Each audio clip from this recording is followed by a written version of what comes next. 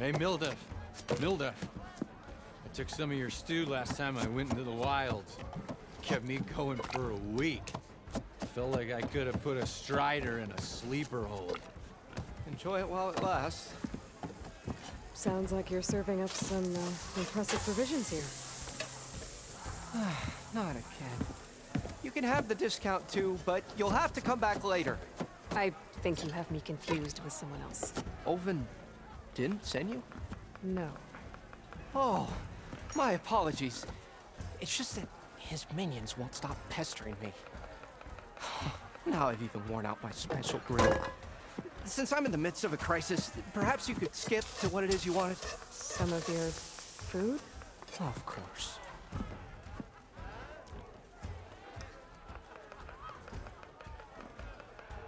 Are Ulvin's people causing you problems? Oh, yeah. They constantly demand my best, but the equipment I need to make my signature dishes isn't built for batch cooking. And don't get me started on the Ulvin discount they feel so entitled to. And if you refuse? I make meals, not trouble. How did you end up in Chainscrape? Heard about a new and upcoming town at the edge of the frontier. Where there's a town, there's a tavern. I was in need of work. So I got myself out here and started cooking. Some of these people had never tasted proper boars and berries stew before. Anyway, next thing I knew, people kept coming back. Guess they liked my food.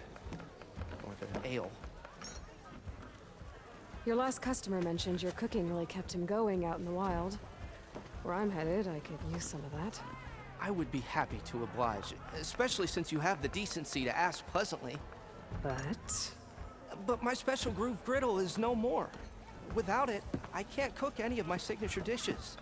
I hate to think what'll happen when I'm forced to refuse Ulvin or his goons. Even if I already had the right ingredients, there's nothing I can do. Unless you can source me a temporary replacement? What do you need? For the ingredients. A few pieces of decent wild meat, and I'd say a big handful of bitter leaf stems. That'll do.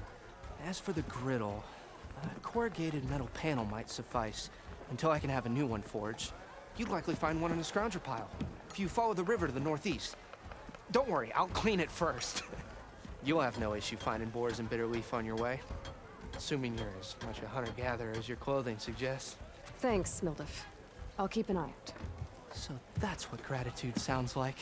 And don't let anyone push you around, okay? If you say so.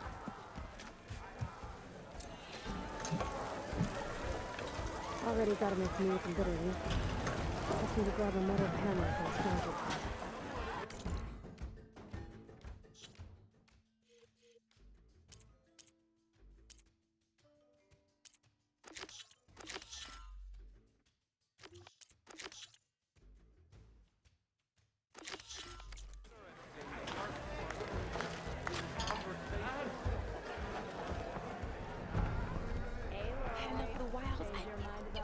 Down for a game of strike.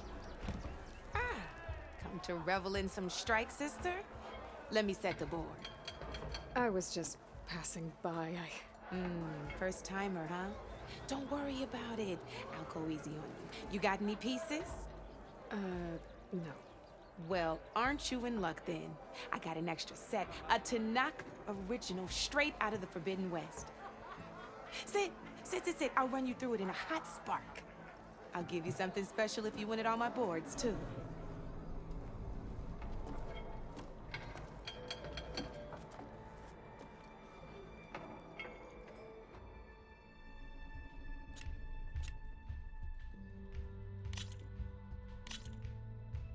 All right, let's start off simple. The Tanakh like to say that Machine Strike is a game of pure strategy. We each get a set of pieces. Each piece represents a kind of machine, and each machine is worth a different number of victory points. And to win the game, you'll need to gain 7 victory points by destroying the opponent's machines. It can be tricky remembering the details of every machine, so we use these you see that number on the top right corner? That there is how many victory points you'll get for destroying that machine. Notes also tell you how far a piece can move, how powerful their attacks are, the distance they can strike from, and of course, their health. Okay, that's enough for now. Let's just play. I'll explain the rest as we go. I own the board, so I get to choose who goes first. Since this is your first time, I'll let you go. Usually you get to choose which pieces to set on the board, but this will do for now. Pick up that machine piece to your right, and move it forward.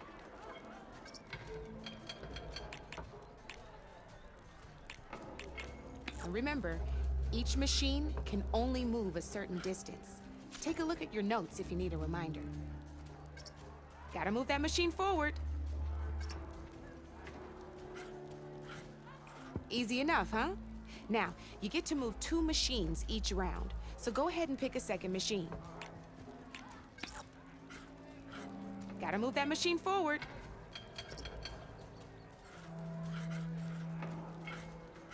Just need to, move that machine forward, Red. Perfect. There's not much else to do for now, so just end your turn. We're forging onwards. Let me move my pieces here.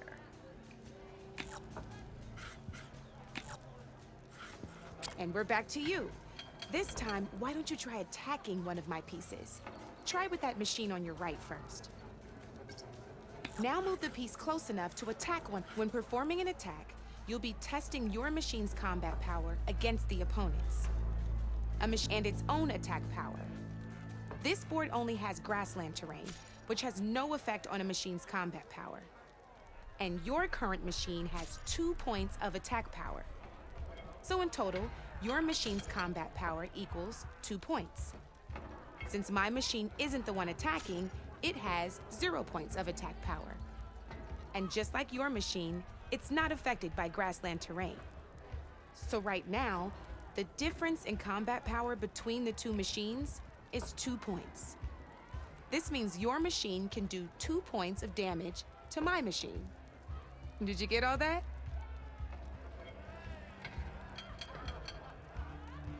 Knew you were a smart one. Finish up by attacking my machine.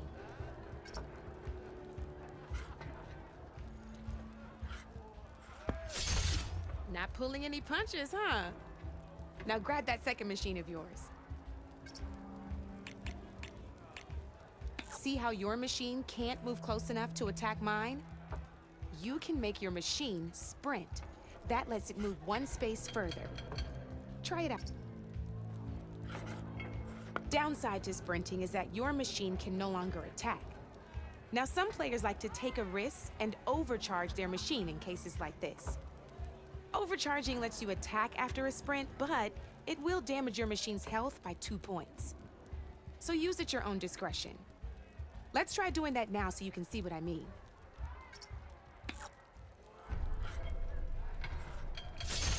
That's about it for your turn, then.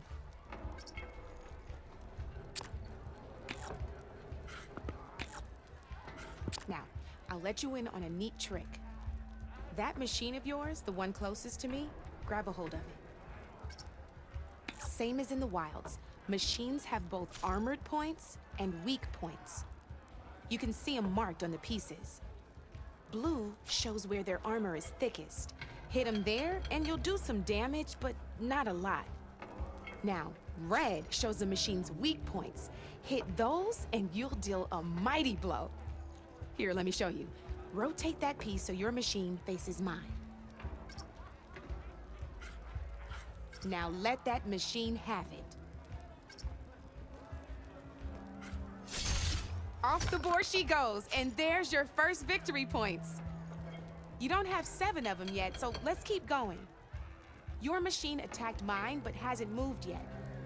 Go ahead and move downwards towards my remaining piece. You've already attacked a machine and moved your piece. But if you overcharge your machine, you can attack a second time. And by the look of your machine's health, you'd be sacrificing your piece to defeat mine. But sometimes that can be a good thing. overcharge your machine to attack mine a second time, and I'll show you what I mean. You're still getting the hang of it, I know. Now, overcharge and attack my machine.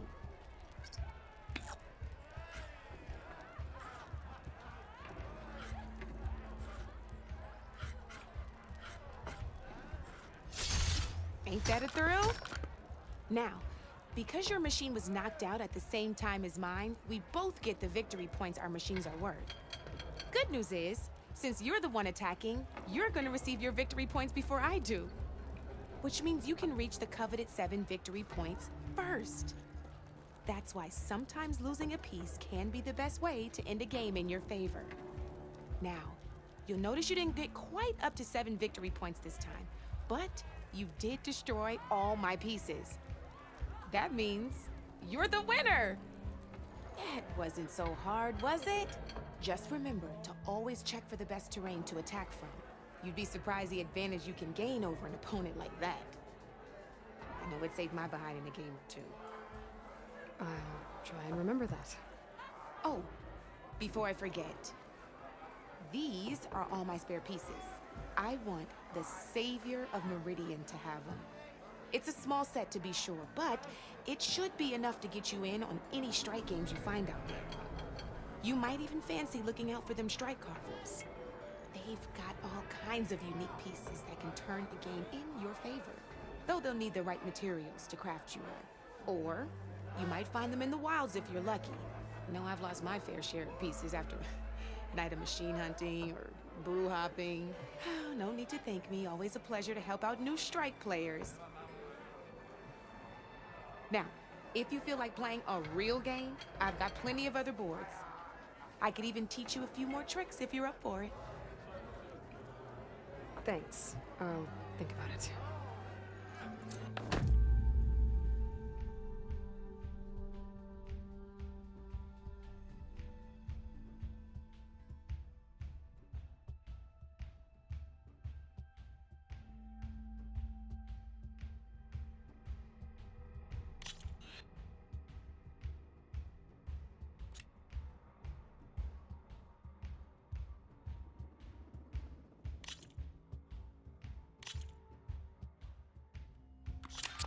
I knew I'd make a strike player out of you yet. How about this time I tell you how to use a board's terrain to your advantage? This one's got all the different terrains you can encounter in a game of strike. Knowing when and how to use them can mean the difference between victory and defeat. Terrain mainly affects your machine's combat power. As you know, when fighting an opponent's machine, you compare its combat power to yours. The higher your machine's combat power, the more damage you can do. So finding the right terrain is an essential strategy for overpowering your opponent. Here, I'll show you.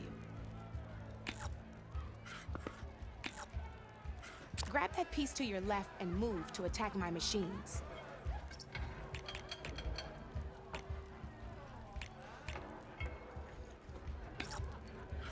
Now let's take a look at your machine's combat power.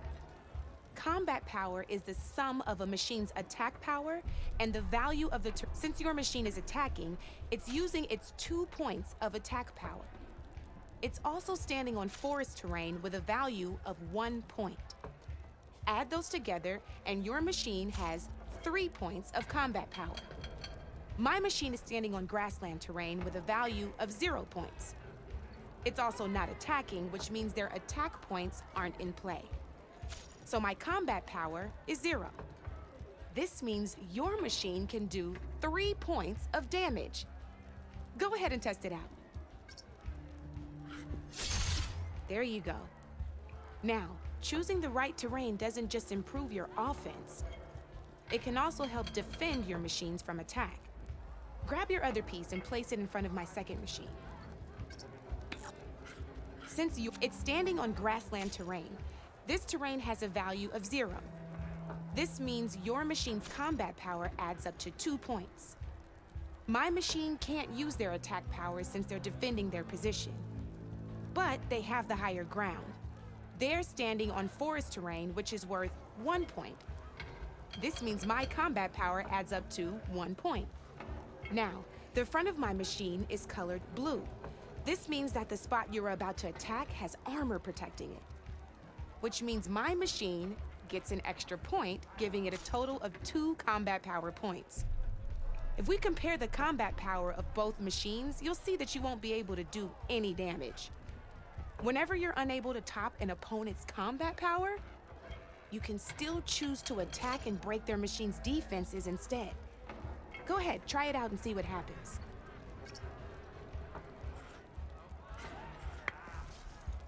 Ha, see? When you break a machine's defenses, you can knock it backwards. Sure, both our machines will receive 1 point of damage, but knocking my machine off that terrain makes it more vulnerable to attacks. Not only that, if my machine had been blocked from moving backwards, it would have received an extra point of damage. And if my machine had been blocked by another one of my pieces, that machine would have received damage as well. That's why breaking a machine's defenses is a great way to deal damage to several pieces at once. Useful, right? Okay, now go ahead and end your turn. There's still one more thing I want to show you. All right, as we've seen, the higher the terrain, the more it'll add to your machine's combat power. However, there are 2 other terrains that work a little differently. This is what we call a chasm. Only flying machines can be placed on those. But it'll take away 2 combat points if you do, so be wary. This is marsh terrain. Landing on it will take away 1 combat power point from most machines. It'll also keep your machine from moving for the rest of the turn. Here, let me show you. Grab that machine on your left. See? All you can do now is wait for your next turn to move again. Or you can overcharge your machine to get out of there. You can still attack any nearby enemies so you're not completely helpless. Well, I think that's enough yammering from me for now. Promise it'll all come in handy next time you play.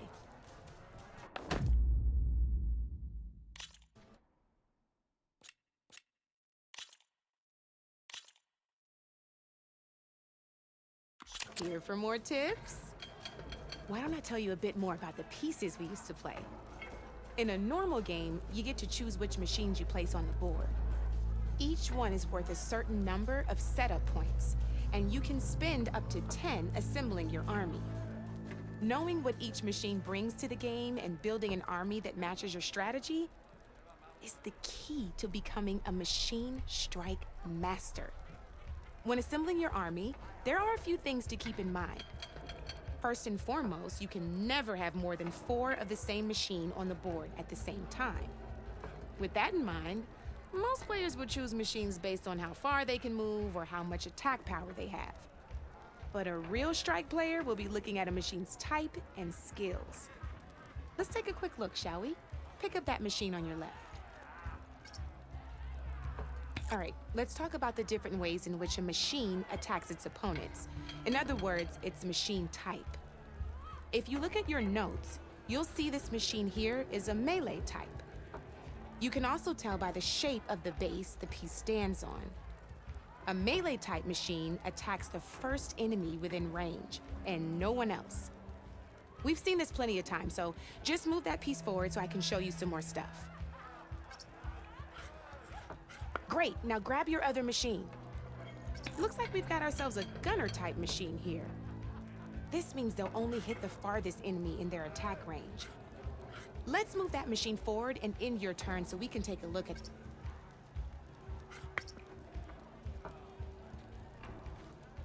Let's go with this piece first. This is a ram type machine. Attack an enemy with it and it'll push the piece backwards. Like this. See, now my machine has taken over your machine's spot on the board. This is a great way to take the advantage away from your opponent if they have the higher ground. Looks like we have one more piece to look at. Now this is a beauty of a piece, a dash type machine. When it attacks, it'll move to the end of its attack range and damage every machine in its path, including your own. So make sure you take a good look at the board before you send it off to the races. You should also make sure it's able to finish its attack on an empty spot. Otherwise, you won't be able to attack at all. Here, I'll show you.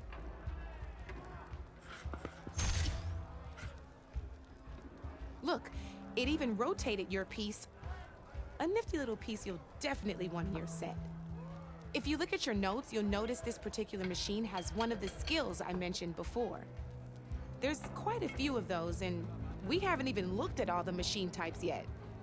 But I'm pretty sure you've got more important things to do, so I made you a list. It's got all the tips and tricks we talked about, too. I think that about does it for now, so if you want to play a real game, just let me know.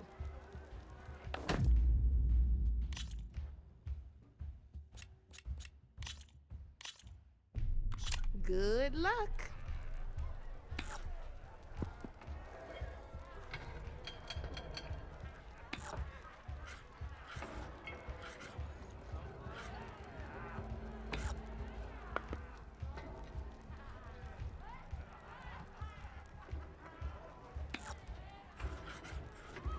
Time to get serious.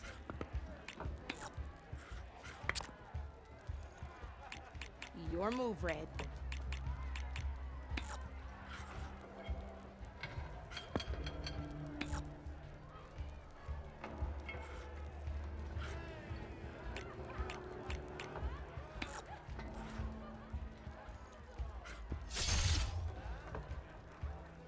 Okay, let's see.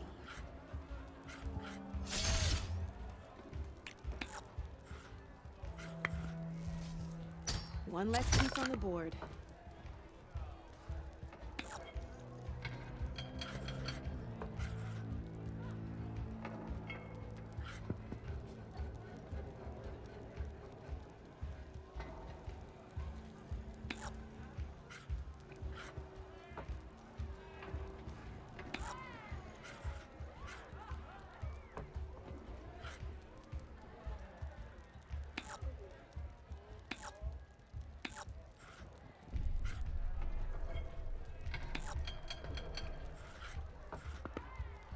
Come up.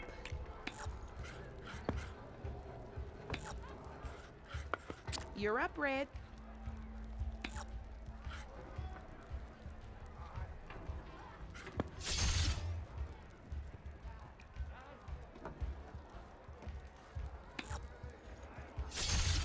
Now that was a game, even if I lost.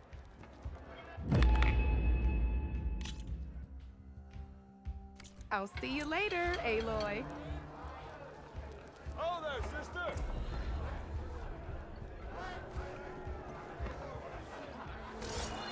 Knew you couldn't resist some good company. Come for that beer after all, eh? Here, sit down. Get a pint in her hand. Wasn't expecting you to swing by. Since when do I do what's expected? There's that spark. Fire and spit. Fire and spit.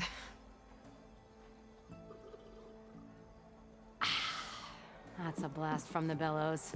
Won't fix the forge, but at least I can forget about my troubles for a while. Like what? Take your pick. We got bodies to bury from the bristlebacks, the work stoppage, Olvin grating the gears about his concession decree. Hey! Weapons off the table! Ah, don't listen to me. Nothing a cold brew and knocking some heads together can't fix eventually.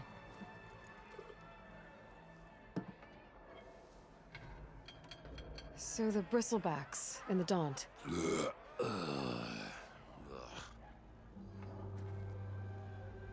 Where did they come from?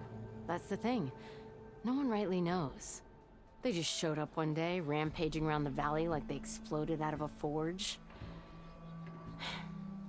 Lost some good people. But I heard talk of some vanguards trying to take them down. Did they come through here? Stopped by briefly for supplies. Ulvund was none too pleased. Won't be able to crank it to his advantage once the bristlebacks are gone. But how could bristlebacks and the Daunt help Ulvund? 2 words. Concession decree. Since no one knows where the bristlebacks came from, Ulvund has taken to blaming the Karja for them. He's hoping to dig up enough old resentments to get a strike going until the concession's signed. This is just his latest attempt. He's been trying to rile up the workers since the day he rolled into town. And people actually believe him? Lots of folks suffered at the hands of the Mad King during the Red Raids. Give him half a reason, they'll blame the Karja for anything. Damn Karja slavers.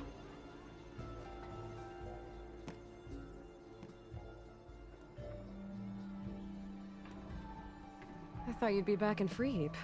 Well, after the big battle at Meridian, I went back, but realized it was running smooth. Didn't need me. Heard about the rebuilding out at Barren Light. Figured they could use another hammer. Been scraping by ever since. You could always leave. And go back east? Nah.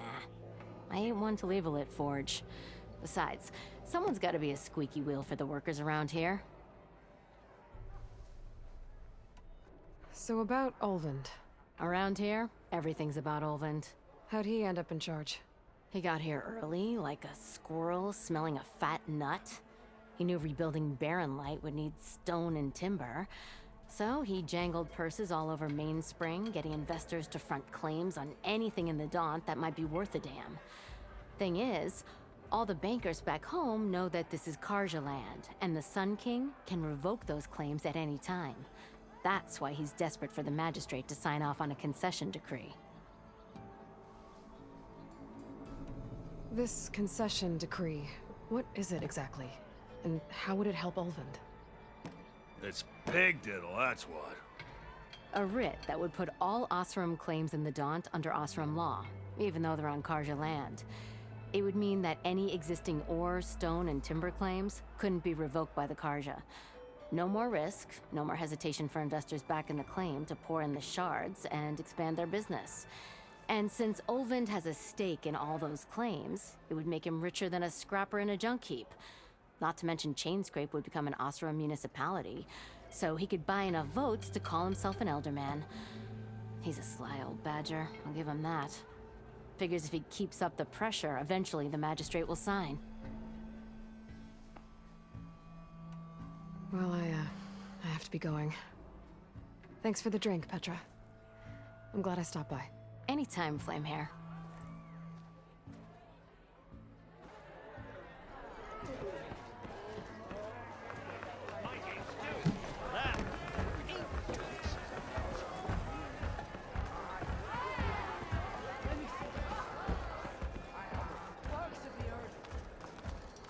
Ignoring me again? Not again.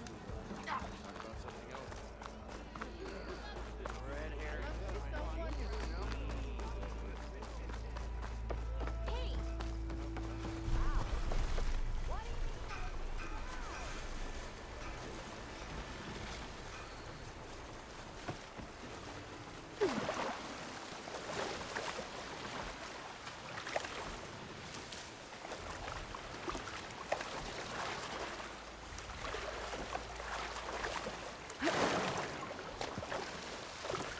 Oh, water's ice cold.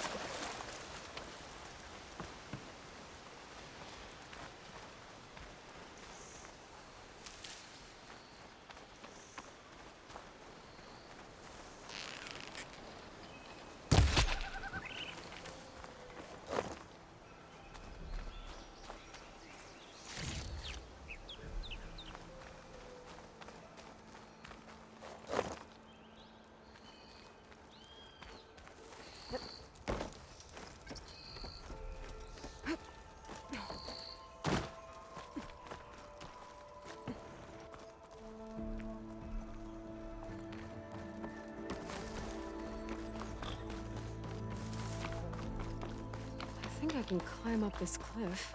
I wonder if there's anything interesting at the top.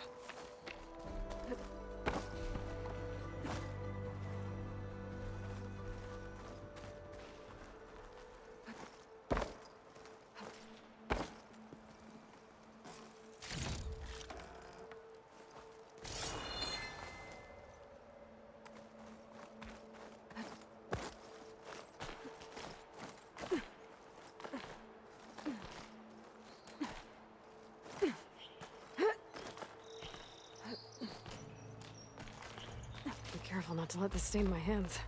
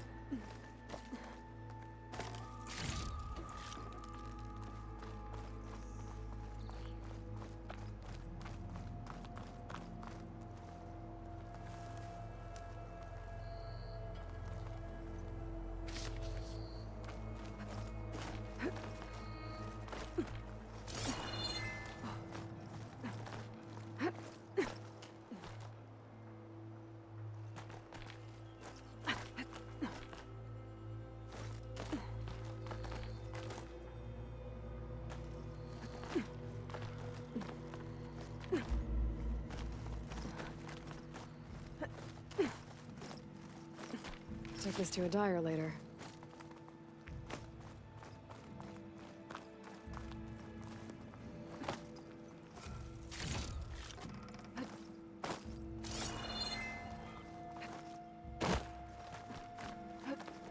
An old Karja watchtower. I wonder what's inside.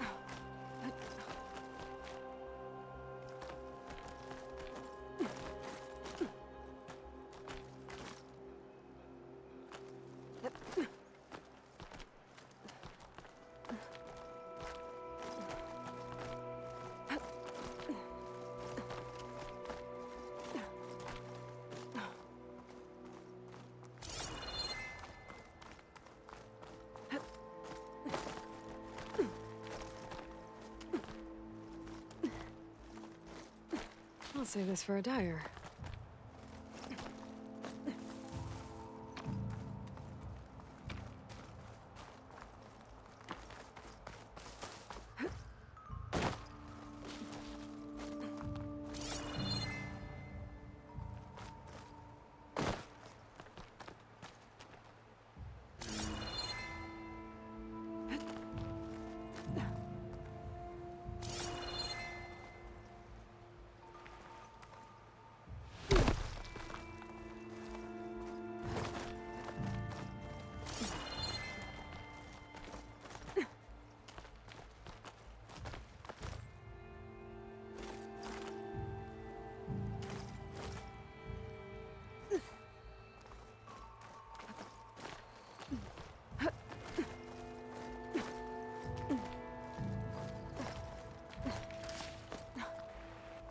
Okay, almost there.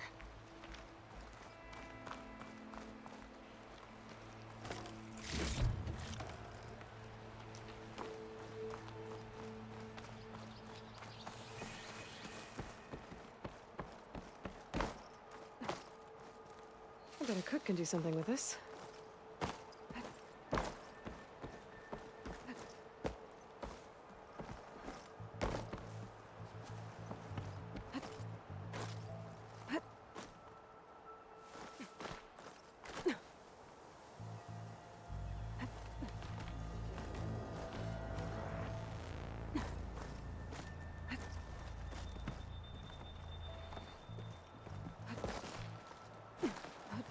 Some kind of device. The metal reflects the sun. To send a signal? Looks like some kind of lens. Guess I'll keep it for later.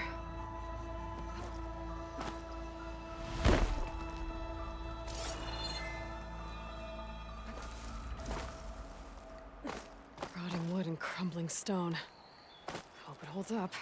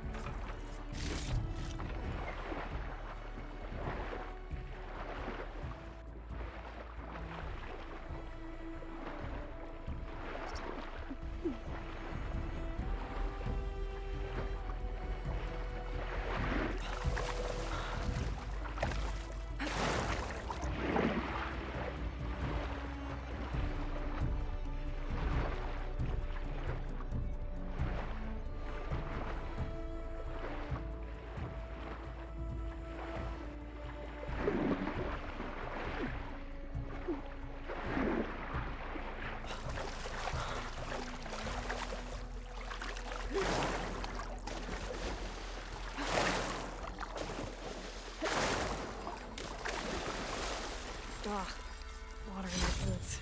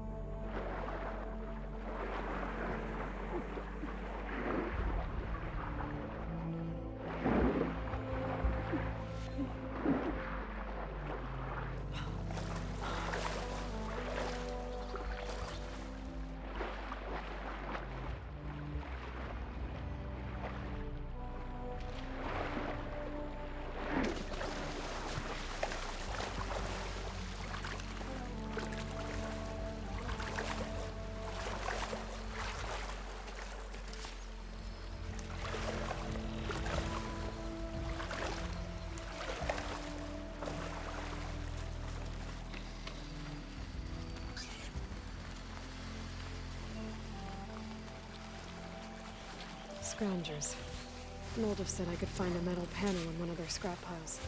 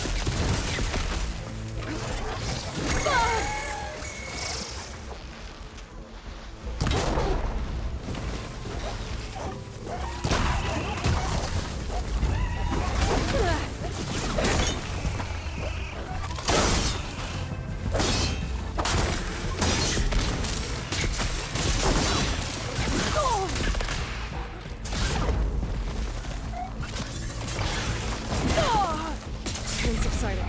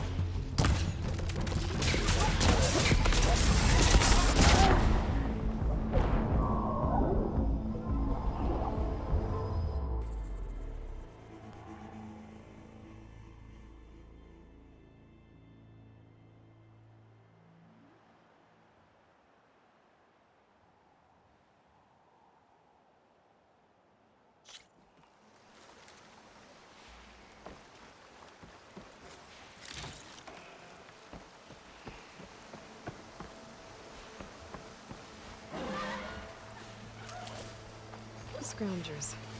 Moldov said I could find a metal panel in one of their scrap piles.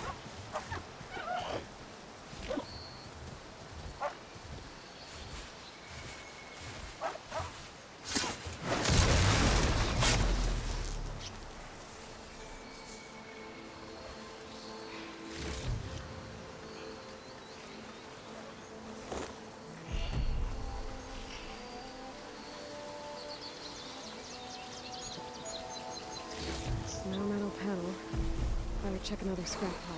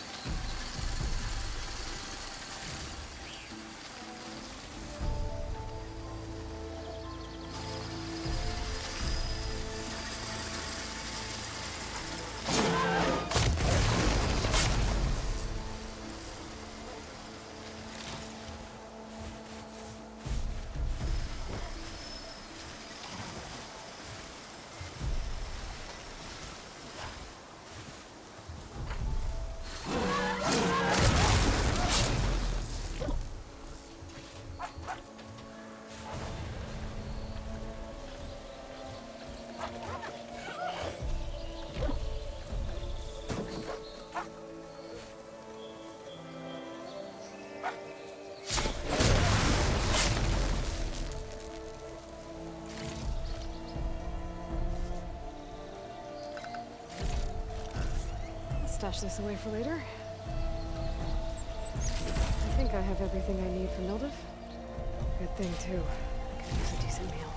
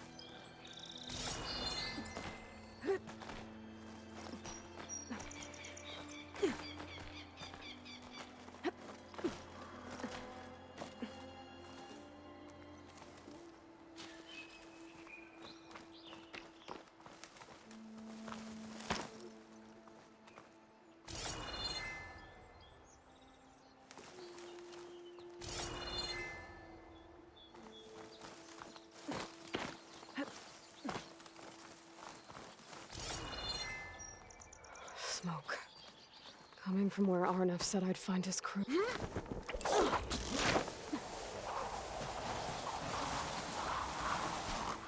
This must be the mine Arnav told me about. It looks like the miners are in trouble.